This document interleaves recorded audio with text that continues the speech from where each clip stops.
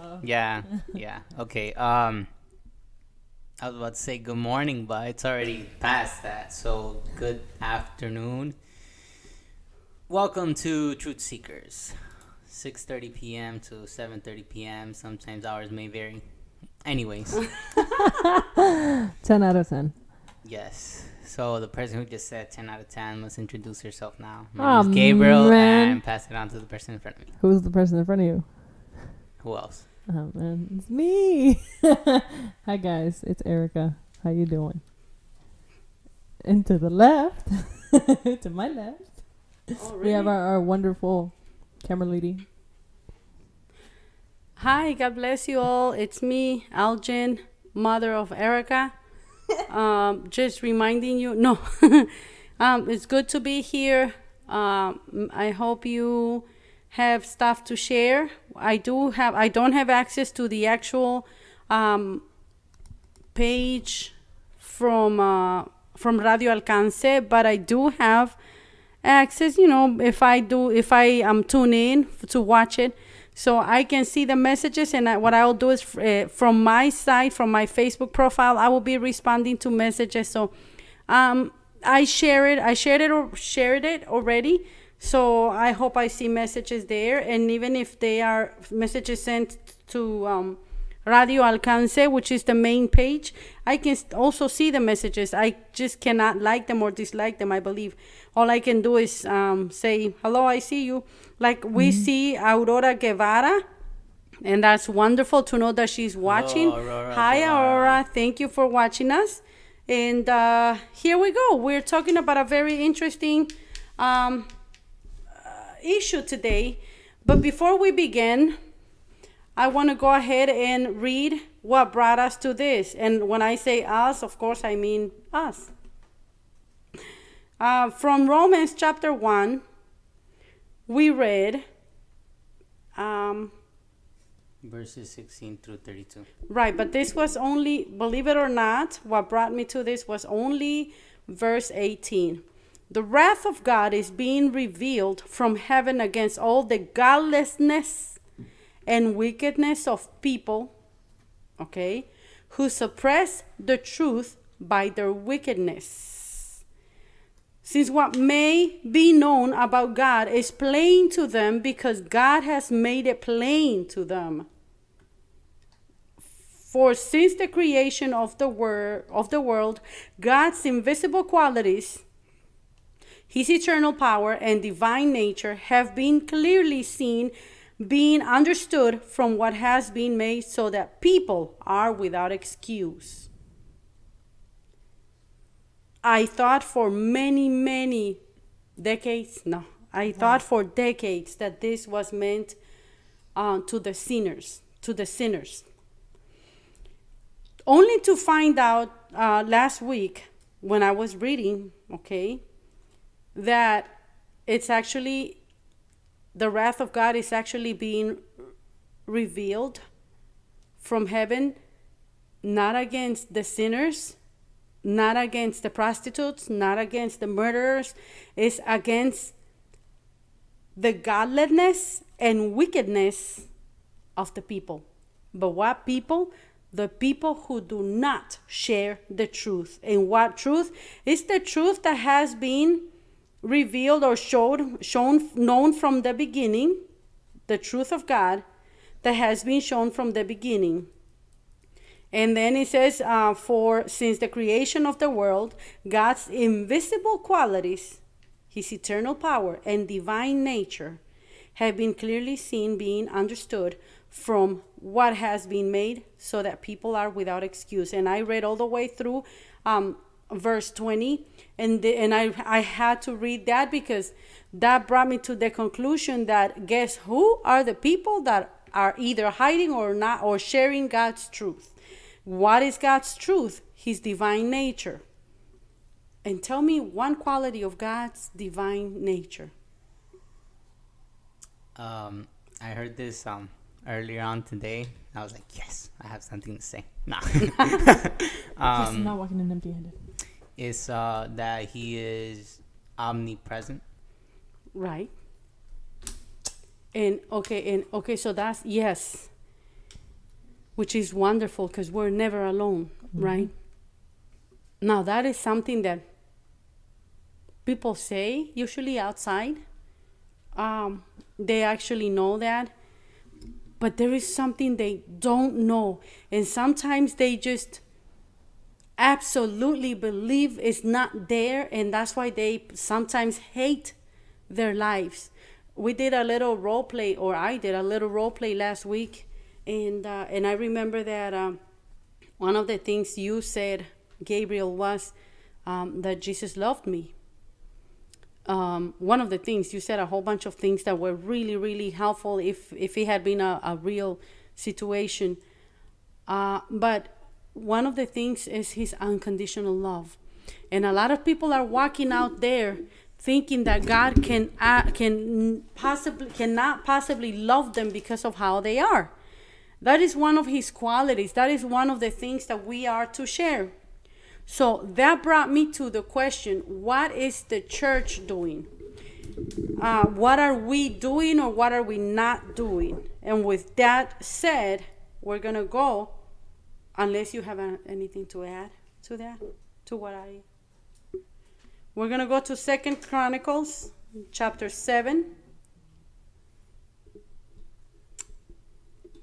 verse 14. And whenever you're ready to read and talk about it, go ahead. Oh, wait, I have to change my version. Hold on. Oh, man. All right, cool. Okay.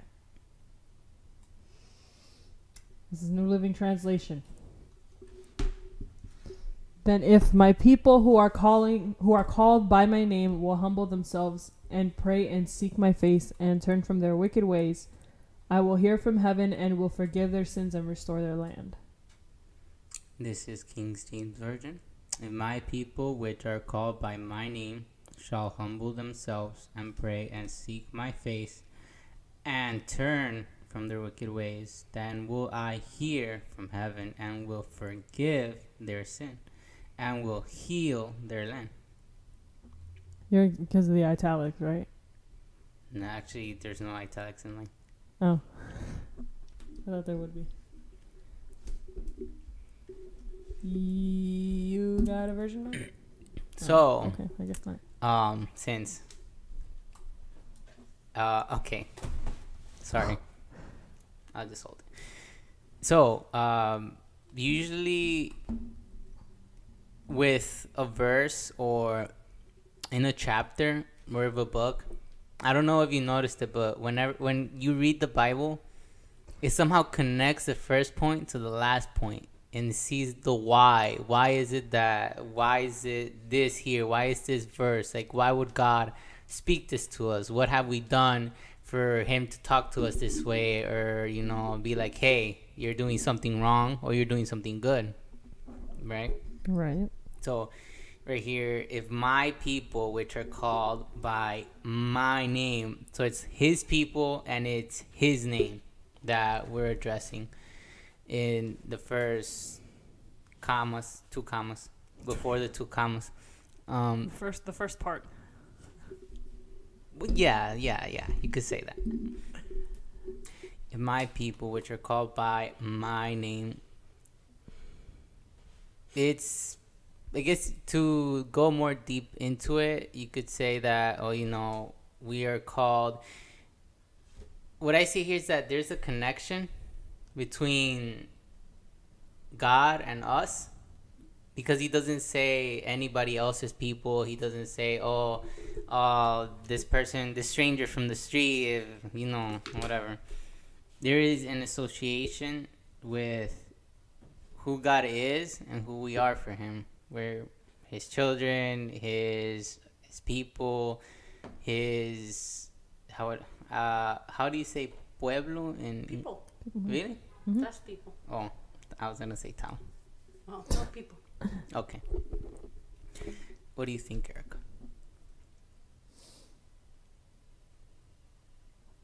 Yeah, it's almost like it verifies that we are his, that we belong to God, and he is going to call us, and we have to do, well, based off this part, we have to do what we have to do because he is calling us. So basically, wow, I keep thinking about that song Ocean. Ocean. Yeah. Why does it relate? Because there's the part that says that I am yours and you are mine. And it's like, it's, yeah, God's way of, I guess, telling us that we have a job to do. We have, there are things that we have to do, and he's going to call us, through his name, through, by his name, as it says here. And yeah, we got to do what we got to do. And you know what, that it brings up the name that we're given already on this earth, Christians. Yeah. What's his name? Christ. What are we? Christians. It's already, when people go like, hey, you're a Christian, I don't know how people sometimes put it into how they use it. Maybe it's good, maybe it's bad, but the way that expressiveness, it's already there. And yeah, I feel like there's no more to say from our part, at least. So if my people who are called by my name, yes, his name, he will call us by his name. Yes, we all have a calling. We have callings, and even worse, there's a specific calling for everybody. But also, if my people who are called by my name, you are saying it, they call us Christians. We call ourselves Christians, right? What causes them to call us Christians?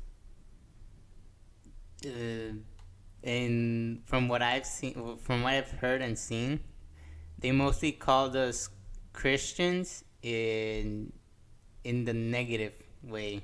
There's like, oh, you're a Christian? It's either that, or when somebody asks you a question, what religion are you, or how do you define yourself? Mm-hmm. That's how I've heard and seen. Mm-hmm.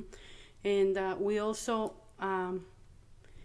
usually when they see our behavior, when they see that we don't do the same stuff others do, when they see that it was pretty easy for some other members of the group to lie or laugh at certain jokes, or even tell certain jokes, and we decide to just, either look away or just, I'm sorry, it's just not my like. They usually say, are you Christian? Or they ask you, how come? And then you have to say, I'm sorry, it's just not my lifestyle. We don't go straight ahead and we don't say like, I'm a Christian. But I think that it's the name that it's overused. It's oh my gosh, they use it for us, as like you said, in a negative way. But Christians is a Christian is a person that that is not a Muslim, that is not from the religion Islam or Buddha or Hindu. Yeah, Hindu. Mm-hmm. Whoever is not of another religion or satanic, whoever is not of other religion but Christianity, it's called Christian. So Christian does not mean saved. Christian only means not the other religions. That's all it means. Christian does not mean saved. You're either a Christian or you're a follower of Jesus. So I want to leave that clear. Or because everybody, if you see everybody nowadays is called like whoever comes from different parts of the world that are not Christian, they immediately say this is a Christian nation. And then we go, if we don't know the difference, we go like, yeah, we are. Oh no, we say, no, we're not. I'm Christian, he's not. Yeah, he is Christian too. Whichever other religion, they are now believing in Jesus and this and that and that. So just wanted to clear that up. But it says, if my people who are called by my name will humble themselves and pray and seek my face and turn from their wicked ways, then I will hear from heaven and I will forgive their sin and and will heal their land. Now my eyes will be open and my ears attentive to their prayers, to the prayers offered in this place. I have chosen and consecrated this temple so that my name may be there forever. My eyes and my heart will always be there. And I want you to remember that at this point, that we are the temple of God. Remember that? We are the temple of God. So Yes. This heart is the house that he refers to already. Back then it was the tabernacle back there. It was the temple where that Solomon was building, or all that other stuff. But nowadays we have been adopted into his family. He's talking about our heart. There is not one specific place where we are supposed to go every year and just offer our sacrifices. Not anymore. Jesus did it once so that our heart could be his temple, his throne, and his house. That is the difference between a Christian and a follower of Jesus. A follower of Jesus has allowed him to enter their heart. And now we walk following him, no matter the cost, no matter the sacrifices, no matter what we had to say no to. The pretty lady, the pretty guy, the handsome guy. We had to say no to a super good looking car that we were about to get for free if we only said a little lie. We had to say bye to an amazing scholarship. All I had to do was say that I was born here, but my birth certificate was lost. We had to sacrifice just because we followed the rightful God. And we know that Jesus is the way, the life, and the truth. So we decided to say no to everything else the world of the Christians offers. Just wanted to make that clear. Now, You're making a lot of things clear. Yeah, so remember that, so he will heal the land, right? His eyes will be more attentive. I have a problem with that. What do you mean? If my people who are called by my name will humble themselves and pray and seek my face. My people, we already talked about who are the people that are called by his name. Not just that he's calling them, but everybody calls us Christians. Mm-hmm. And then when they get to know us, they called us fanatics or some other stuff. Fanatical. Those are the other names that are a little closer to who we actually are. Or Jesus freaks. Yeah. Yeah. Totally right. And I'm actually a proud Jesus freak. For real. For real, I'm different, bro. So it says, who are called by my name will humble themselves. We've talked a lot about prayer. When we read this verse, we talk about humble themselves and pray and seek his face. And usually when we say and turn from their wicked ways, we usually think about I have been sinning because I haven't been talking to my mama for a while. So I have to look for my mama. I ask for her forgiveness and reconcile with her, which I did last time I went through this process. But now we're talking more congregational. We're talking more congregational. This is because it's talking about the people who are called by his name, no longer the person who is called by his name. Right now we're going to focus on congregation. Who worked on the list? A little bit. No problem. The point is that I'm not left saying it all by myself, by my poor self, and I don't even like talking. All right, we both know that's a lemon. Okay. I know. So okay. So if they only will pray, humble themselves, seek my face, but I want to focus on that part, and turn from their wicked ways, and then we're gonna leave it right there. Gabriel, what are some wicked ways the people that are called by his name have to turn from? And I left my notebook outside. So I'm go to the list. Sorry. Sure. It's in the notepad. I can go ahead and say something that one of my, Go ahead. I've noticed that, and I gotta say this, and now I'm gonna say it because as a congregation, I do it.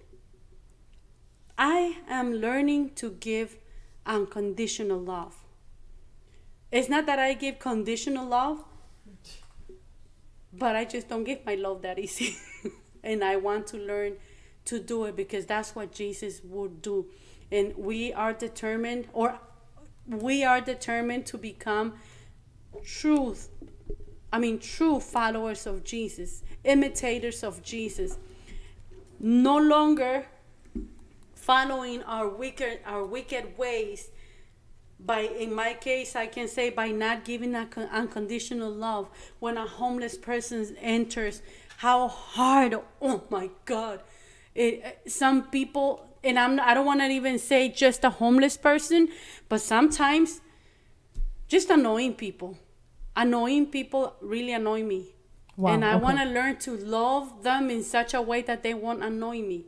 I mean, I've learned a lot. Trust me, a lot. But now this is something that I've noticed that has hindered God's truth from being shown to people. Ándale, I connected it. All right. Ándale, that's... There you go. Yeah. There you go. Okay. And so unconditional love is the first I want to mention. Go ahead, Gabe. Take it away. Okay. So the first one I wrote down actually, personally for me, because I was like, okay, you have to make a list, what we have to turn or wicked ways from. I know the verse already says, shall humble themselves and pray. So that being said, number one on my list is pray. Mainly because I was like, it's not a habit of mine. And so I was reading this book that caught my attention. And in the words were in Spanish, but in translation, it was when you pray, you don't sin. When you sin, you don't pray.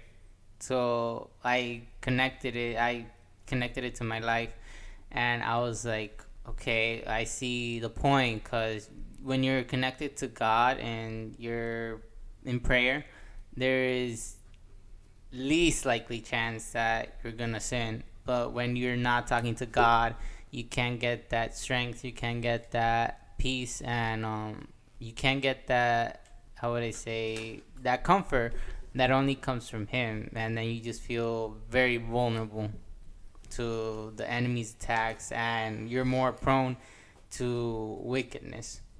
Mm-hmm. That's one way of saying it. And now I'm going to add to it. Wow. And I'm sorry, but I have to say it.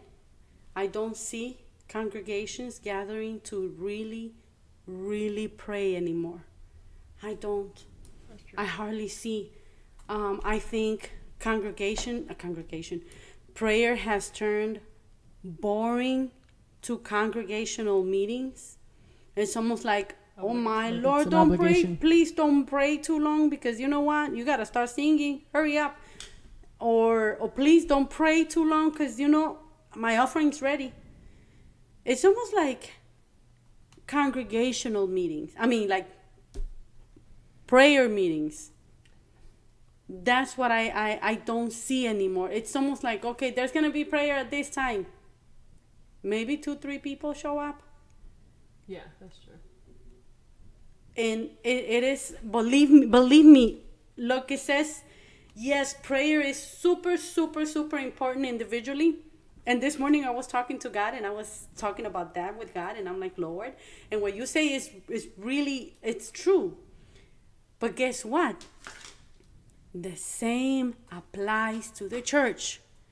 The 30 minutes that we can spend praying before service, before we start practicing and before we go crazy about sound and everything, the 30 minutes. And I'm not only talking about DDP. This is something that has become worldwide.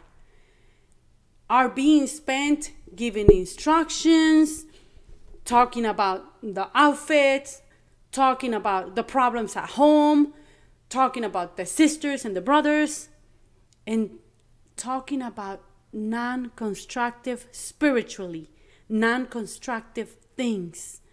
Seriously, it says if they will pray, and you are right. I didn't want to focus on that, but one of the wicked ways that is causing God's truth not to be shown to people, like as Romans 1 says, is that they don't see us praying anymore. That, you know what, we're afraid of speaking in tongues. For those that know how to speak tongues, we're like, I know, let me shut up because they're here. We're afraid of praying out loud. We are afraid, well, I'm not, but we as a congregation are afraid of showing. I can attest to that. She's not. We are afraid of showing the power of prayer to others. And then we want to come and say, like, be free or stand up and walk. Like, well, I'm not even sick or I'm not even paralyzed. Of course I'll stand up. We want to put up shows and we want to do all these things, but prayer, congregational prayer, yes, individual prayer, please, let's take care of that at home. But then here in church, let's motivate one another. You know what? We got 20 minutes before service. I got here an hour early, so sound is ready, this is ready, lights are ready. I'm ready. Let's go pray and get into prayer, and don't stop just because we see a friend come in. We stop praying. We're like, hey, what's up? And the prayer. You know what? I'm going to tell you what I learned when I was very young in the gospel. I learned that when you're praying, God is like, and oh no, you don't say, really? And then you go like, oh, my phone is ringing, or the clock is clicking, or whatever. And you go like that, and then God is like, wait, where are you going? Wait. And then someone like you said, wait, I'll be back. And you went to do whatever. Guess what happened? God stood there since 7 a.m. that happened. And he's still there like, you coming back? And that broke my heart because I imagined him. You know how my imagination is? It makes me cry. So, it makes me cry. Because when I imagine that, I imagine him waiting for me souls, because I used to do that. I think it was because I used to really had full-blown ADD. So I would be praying and would end up cleaning up another room. And she still does.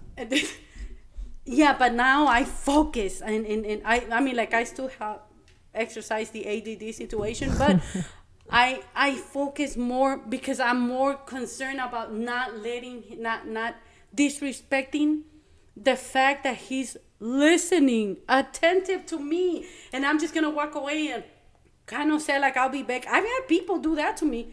Say I'll be back and never come back until the following day. Like, holy smokes, I left you on the phone. Or oh my goodness, you were there and I forgot. Yeah, you forgot. I could almost say like, yeah, and I saw you hop on the bus. You left me. I watched you forget. So when we do that, when we stop praying because people are coming in and you know what I know? Okay. And when we do that, we disrespect the fact that God is literally listening to us. He's paying attention and he cares about what we're saying. But when we walk away, we leave him waiting. And for how long or how much? Let me ask it this way because I don't know how to ask it that other way. Was it worth it? Was it worth it to stop talking to Christ the Almighty because we wanted to go say hi to pretty good person that walked in? Was it worth it? You know, and usually they're not going to let us come back to prayer because they're going to be like, "Ay, que te cuento." You know, what do I tell you? Let me tell I you. I love the constant translation we have going on here. See, so when we do that, usually because we are telling them, guess what? Holy smokes, we are telling them, you are more important than the God that was actually listening to me right now. Talk to me, sir or madam. That's what we are saying when with our behavior, when we stop praying because someone walked in. And I was going to say this, but I did not allow it. See, I have a little more control. When we focus on continuing to pray, even though we can hear the weedy, wada, that's going behind us, that in English is the blah, blah, blah, blah, blah, that's going behind us. When we insist on continuing to pray, eventually they're going to lower their voices, or if they have a little bit of fear of God, they're going to go and pray too. And I've seen it happen, and it is really cool. And it's something that when the people pray together, miracles happen. I haven't seen miracles in the longest. I have not seen. I saw a miracle when I was newly born. It was with the tooth thingies. Someone's teeth, they were like toothless, mollarless, and one. They were missing one, and it showed up, but the others had huge holes, and they were filled, and that was great. That was awesome. I prayed for that to happen to me, and never did. And I'm like, Lord, don't you love me? But I don't know why it didn't happen. I know He loves me. He loves me to death. See what she did there? She went like. So it really, I have not seen miracles, and it is because you're the one that brought prayer up, and prayer is one of the things we're not doing, and not doing that, not allowing people to see that we pray because it's worth praying, we are acting wickedly. Hi. I was done, sir. Oh, okay. I think. No. I was just waving. No, I'm saying. Okay. So that's very, very true, of course, that we don't see congregational prayer. Mm-hmm. Yeah, congregational prayer in churches or prayer meetings. Something that came to mind was the Word of God is that do not be anxious in anything, but in prayer and present your petition, this and this, with thanksgiving to God. And sadly, it's something we don't do, but yet we tell the other person what's going on in our life, like saying, I'm gonna tell Erica, Right? Hey Erica, did you know that let's see, when I was sitting down at my table, one of the chairs leg broke and I fell. I did not know that. Yeah, but when it comes to God, I'm like, God, like it just stays like, I don't want to tell him how it feels, or maybe I'm very hurt by it and I don't let God know, and then my heart's suffering, and then Erica's like, I didn't know. And Okay. then, yeah. How do you think that makes God feel? I think he feels concerned and maybe mad or sad, but Sad. more sad, because he's like, wow, okay, well, you tell your brethren or your sister, but you don't tell me who made you. I think that part of that is my bad. I think that part of that is that we happen to tell ourselves, oh, God knows what I'm thinking. He knows what I'm thinking, and He knows my heart, so I don't have to tell Him. Which is what makes him sad. Exactly. Because, like you said, I'm gonna give a different example, because that one's too funny to imagine. Okay.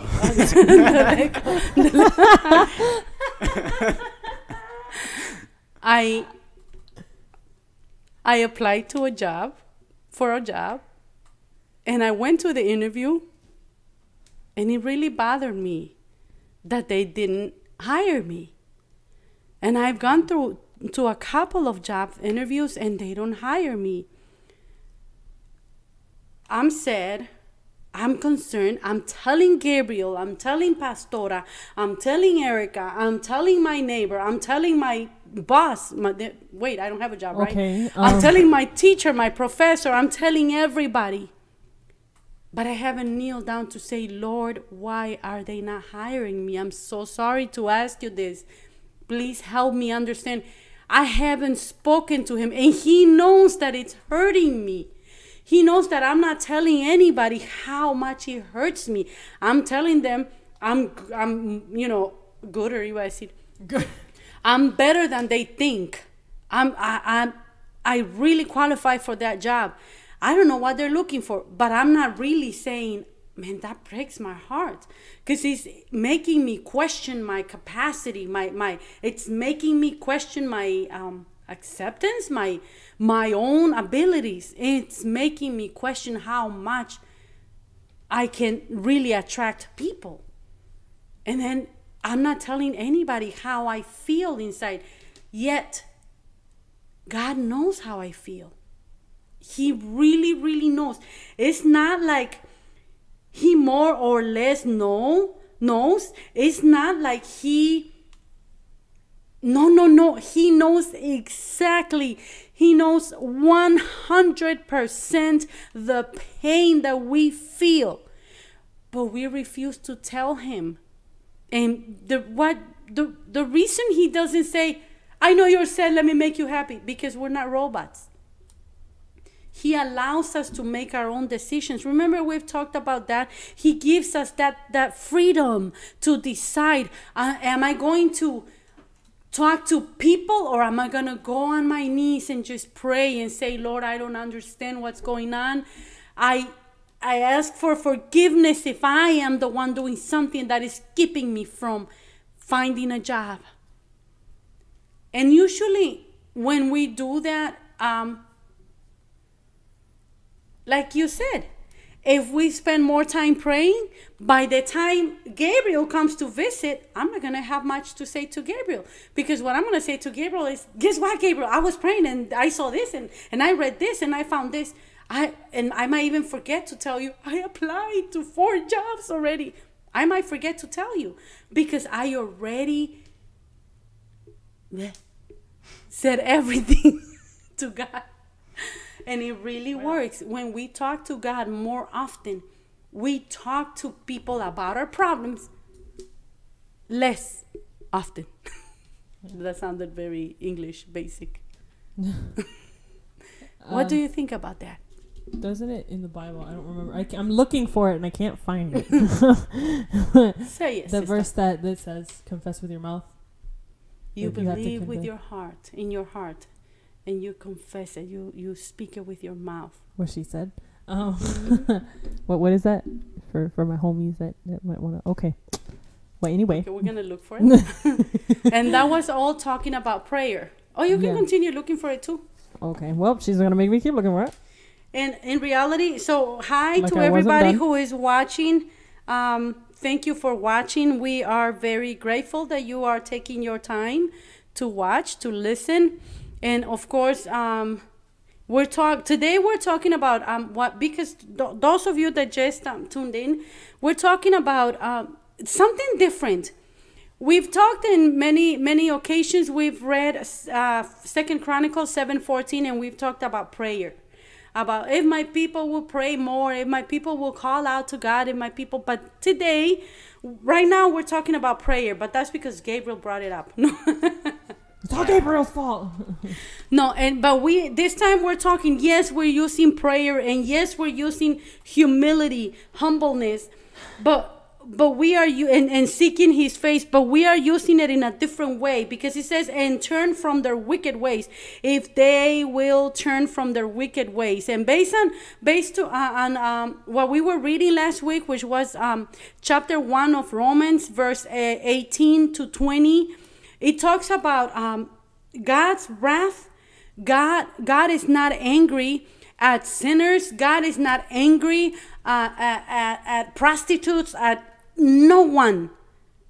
God is angry at godliness. He's angry at wickedness.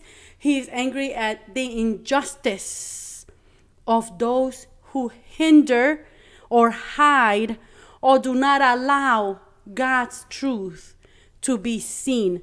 That's what angers God. And then he continues in those verses to say that God's truth has been shown to men, known to men from the beginning. All his divine nature has been revealed to men. So we know it. And that made us realize that God was not talking about sinners. God was talking about the Christian community, about the Christ followers. And then we notice in verse 14 of of chapter 7 of 2 Chronicles that it says, if my people who are called by my name, that alone made it known that is talking about the people who are known by the name Christian or Jesus freaks or saved or whatever they call us. The people that are known by his name. And the thing about it is that, there's a version that says the people that are known by my name. This one says that are called by my name. And his name is called upon all of us.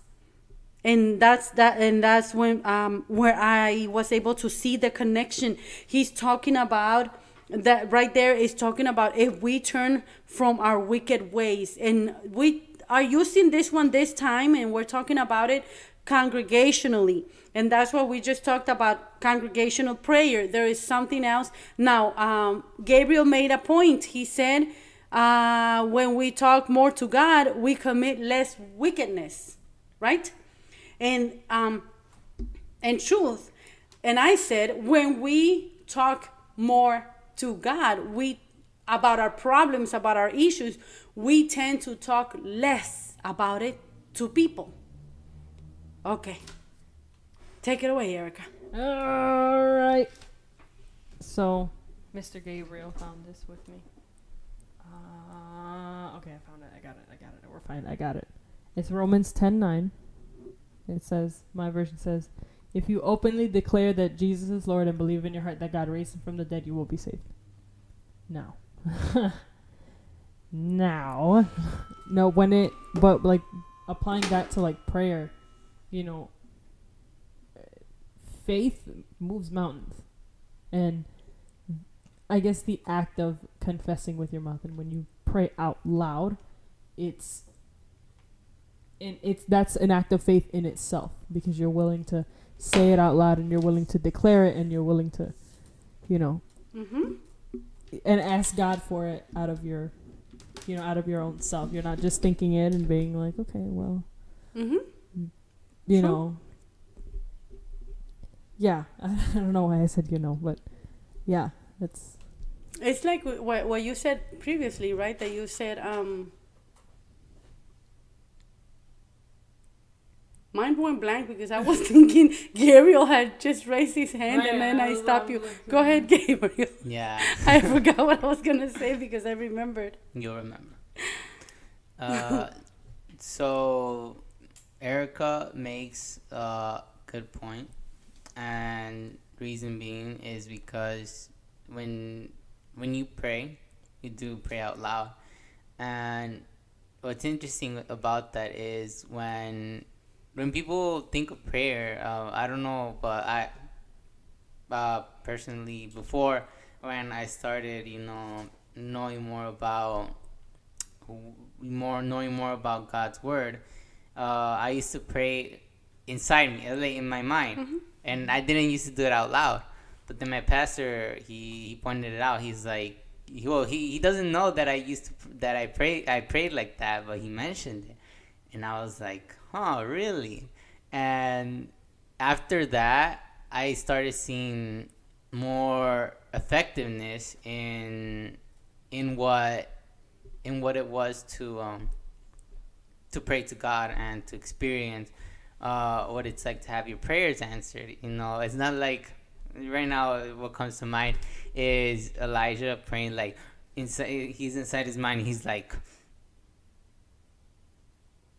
exactly, God. Out of his head, like. Yeah, you know, he's like, God, don't let it rain. Or I don't know how he prayed, like for it not to rain. But you know, just doing such a thing doesn't give God glory with his mouth, but instead he's just like keeps it to himself. But yeah, When we pray out loud, yes, something that is very important to keep in mind and good to remember when talking about praying out loud, about declaring God's truth out loud, not being afraid to pray out loud is God knows our thoughts, right? And He makes them sad when we don't share Him with them, when we don't let them out towards Him. He knows them, but the devil doesn't know our thoughts. Nope. He doesn't know what's in our heart. He doesn't know if when he tried to hit us and hurt us, he doesn't know whether it worked or not until we say it. And when we say it to another human being, we're telling that human being, the devil hurt me. The devil actually tried to do it and he succeeded. But when we say it to God, we say, God, the devil hurt me and you have more power than he does. And that's why I'm talking to you, because you are the one that is going to destroy him, and you are the one that is going to heal me from this pain. And that's why he likes for us to talk to him. When we don't, we are not letting Satan know that we believe that our God is a mighty and powerful God. When we don't speak out loud God's truth, when we don't pray, and we're going to leave it there, we're going to stay in prayer. And then we're going to talk about humbleness, and we're going to talk about seeking his face so next time. Get ready for like a 12-parter, because this is... Because that's an amazing point. Individual prayer out loud at home, and then congregational prayer out loud, for crying out loud. Why not? Why do we have to pray so? Why do we have to whisper when we're praying as a congregation? In English is.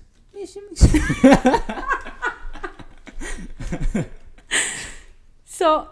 Why? Point is prayer. Super important. Congregational prayer. Let's dare one another. Let's challenge one another to pray out loud. I mean, like, we're not gonna go crazy, right? Like praying people's faces. But but let's go to a corner and pray without fear of being seen weird. Because that's another thing. Remember that speaking, it's really done in different languages, meaning body language, spoken word, and blah, blah, blah. So those are different things. We are afraid to be seen praying. It's like, I don't mind going into a corner and look like I'm doing something. I don't mind. I don't mind going in front of something, and I even, sometimes I do it so people can think that I'm talking to that, just so people can wonder, like, what, is she crazy?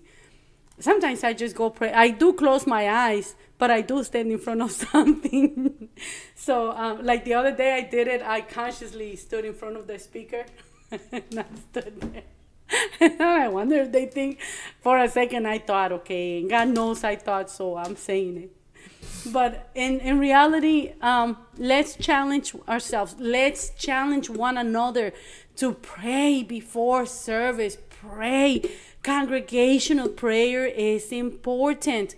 Just as congregational worship is important, your individual worship is important to God. But congregational prayer is super important. Not at 6 a.m. I'm so very sorry. Sorry, but no, I can't come at 6 in the morning on Sunday. Only because I have to be here all dressed and looking cute for for worship. So it's really tough for me to drive here and then go back and get ready. So, but before service, I'm there. I'm all in. So my words of encouragement to end the program really is, please remember, and I encourage your congregation. And look, if you found this program weeks or months after we recorded it, it doesn't matter. This is your time then. If this is when you found it, this is your time. Start motivating your peers to pray together. Seek groups. Go pray with groups. I mean, like, please, God following groups. Please, God Almighty is just waiting for us to talk to Him and stop complaining to other people. Stop complaining about our issues to other people because they cannot help. Nobody can help. In reality, God is, even someone that helped you so much, God put him there. God put her there. So talk to God, but also motivate others to go and pray in groups, because congregational prayer is super cool. It's really powerful. And remember, Jesus loves you. He made you very special, okay? He loves you very much. Gabriel, take it away. Actually, she's going to take it away. No. Yeah. No, yeah. I insist. Someone please take it away. Take it away because she can't hold it anymore. Her arms are getting tired. Okay. Have a blessed week. Tune in next week so we continue this marvelous verse that we're talking on 2 Chronicles chapter 7 verse 14. Erica, go. Always wear your seatbelt. Okay, we love you. Take care.